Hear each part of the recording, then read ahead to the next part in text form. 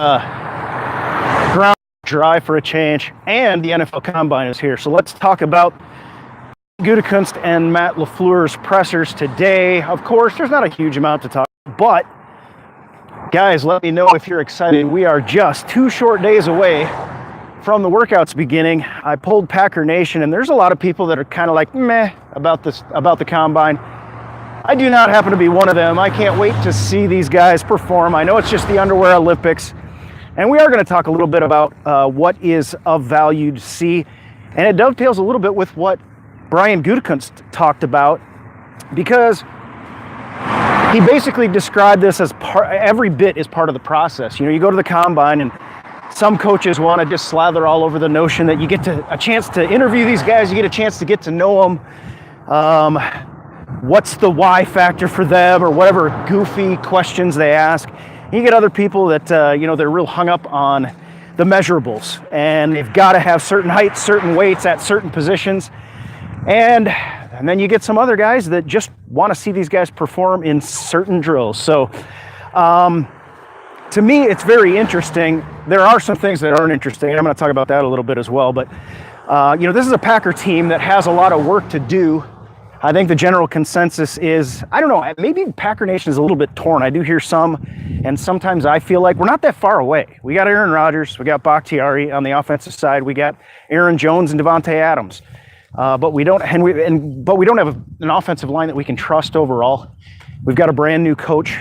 We've got a second-year defensive coordinator, so that helps a little bit. But we don't have an edge rusher. Doesn't look like Clay Matthews is going to be back, or at least he's going to get out and test the market. So we've got some holes to fill. Now, with that said, we've got extra draft capital as well. And as a matter of fact, what we're hearing this morning at the NFL Combine is, I think it's smoke and mirrors, but a little bit of chatter about Arizona going quarterback, even though they've got Josh Rosen. The GM said explicitly, yes, Rosen is our quarterback right now, he said. Very interesting statement. I've got my take on that. I don't think for a minute they're going to pick another quarterback. I think it's smoke and mirrors trying to fish for a trade, a blockbuster trade deal to get that top pick, something like, you know, franchise changing. But we'll see what happens. And I don't think there's really that many. It's not like Chicago when they wanted to get Mitch Trubisky. I don't think there's teams that are that desperate for these QBs. But we'll see what happens. I'm interested to see. I'm expecting Clelin Ferrell to have a good combine. I'm expecting to see, I mean, there's a lot of guys. Greedy Williams, they were talking about today. He's one of those guys that I would not be surprised if he's not one of the best players, 12 and 30. And yet the line on a cornerback is kind of like the line on a interior D lineman. We just don't quite have as much need, and there's so many needs elsewhere that I'm still leaning toward edge rusher right off the bat. But these guys are going to get weighed. One of the biggest values that I talk about for the Combine is the fact that somebody outside of themselves, their coaches and their staff, is going to weigh them and measure them. And for guys like Kyler Murray, that's going to be super important. We have, I think he's another guy that I kind of got my eye on.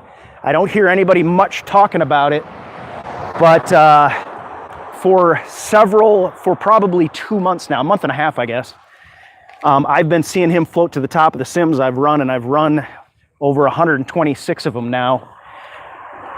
Who's here? Tim is here. Hey, all right, man. And I see him float to the top. And the thing that happened, the first thing, because I am not a quarterback, I am not a desperate for a quarterback replacement for Aaron Rodgers. That just doesn't fit the time frame just yet to me. But a guy like him, he could legitimately get on the field. Add to that the fact that the Saints used Taysom Hill and got value out of him. Makes me very interested in a guy who could, at the Combine, show himself to be very athletic.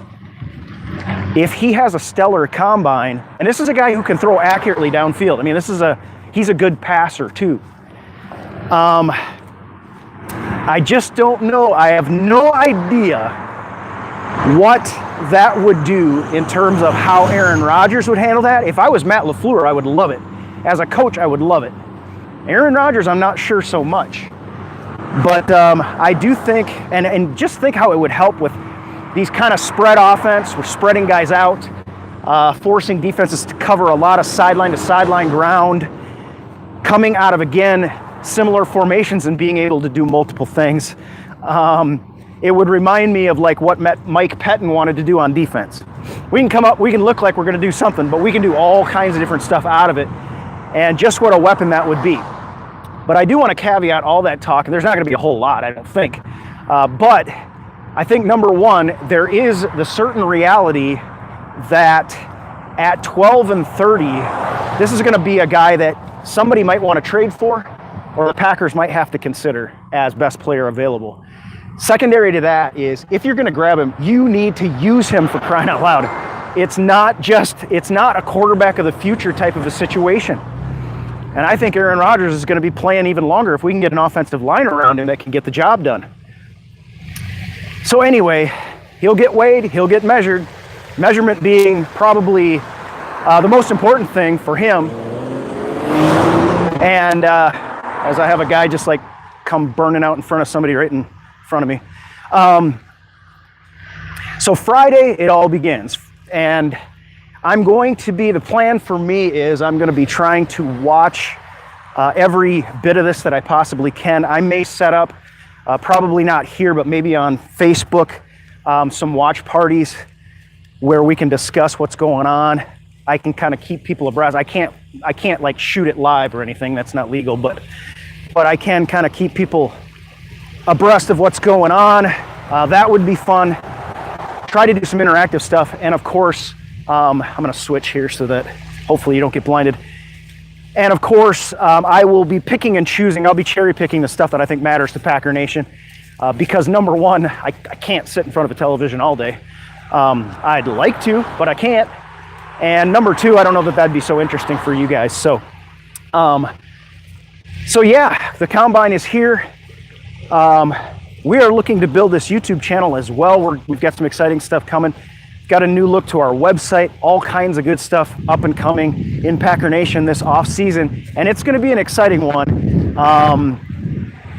This is the weekend that coaches and agents start to chit-chat, be backhanded chit-chat about trades and things like that. All the trades that happen really start this weekend when these guys get together. And so nothing can happen legally until March 13th. Well, I believe there's a legal tampering maybe on the 12th. And then it's all going to happen. And we know that free agency, you look at the draft, you look at the Combine, and the Combine is going to basically, Gutekunst said, that's when the 10 days after the Combine is when your board really settles out. So the goal of the Combine is to help settle your board. But then what happens is free agency comes after that.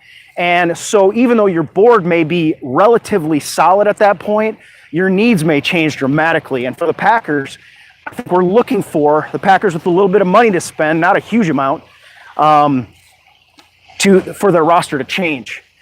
We know we're going to have some guys exiting. And then, of course, we'll go into the draft with a solid board, hopefully, and also knowing what our needs are a little more clearly. I don't think we're going to be 100% solid at O-line. I don't think we're going to be 100% solid at edge rusher no matter what we do. I think probably safety is in that same realm to my mind. But at any rate, guys are going to be jumping around, running around. In particular, I'm going to be focusing on the edge rusher, day, safeties, and O-linemen. We'll be talking a lot about that. So for edge rushers, of course, your cone drills, your change of direction is what is the real indicator, I think, of success that comes out of the Combine, along with the 10-yard split on the 40-yard dash. And we'll be discussing it. We'll be posting on it. And by the way, go ahead and click that subscribe button if you want to get more of our stuff. I'm planning to go more live with a show at least once a month now. And then when the season rolls around, we're going to be going at least once a week is the goal. and bringing you stuff, because there's not much out there. I mean, are you agreed? There's not much out there on YouTube for Green Bay Packer fans right now. We want to make sure that there is. It's just a travesty. But YouTube has done some things to make it a little tougher on us. So well, I hope you enjoy the coverage that we've got. I will be bringing everything I've got. Again, tomorrow is going to be a super busy day. But after that, I should be able to pretty much buckle down and focus and get some good stuff out for you guys. All right, so I thought I'd jump on since it was a decent day, say hi, and hope you enjoy the fact that the combine is around. We're going to get a lot more clear focus on especially the top of these boards, and can really start to hone in on who the Packers may end up getting at pick 12 and pick 30. All right, again, please, if you like what you see, click that subscribe button.